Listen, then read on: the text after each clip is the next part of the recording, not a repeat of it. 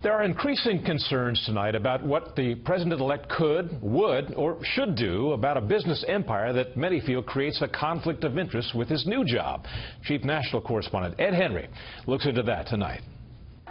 Even as President-elect Donald Trump insisted he doesn't care about hotel occupancy rates or making any more money, he was defiant in an interview with the New York Times about not completely disengaging from his business empire. The President of the United States is allowed to have whatever conflicts he or she wants. But I don't want to go by that. Mr. Trump added, quote, as far as the, potential conflict of interest, though, I mean, I know that from the standpoint the law is totally on my side, meaning the president can't have a conflict of interest. For Mr. Trump's critics, that sounds dangerously close to what former President Richard Nixon infamously told interviewer David Frost when he declared, well, when the president does it, that means it is not illegal. Beyond the echoes of Nixon, it's a 180 for Mr. Trump, who said back in January there'd be a total separation from his business if he got elected. I would probably have my children run it with my executives, and I wouldn't ever be involved because I wouldn't care about anything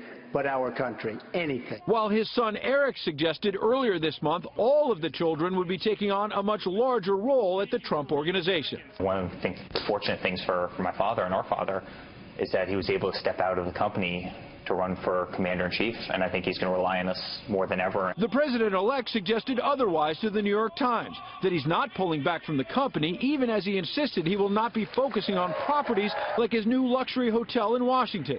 Mr. Trump noted he has more pressing business a few blocks further up Pennsylvania Avenue, though foreign diplomats are already snapping up hotel rooms, leading the Democratic National Committee to charge, quote, he fully intends to use the Oval Office to expand his family's wealth.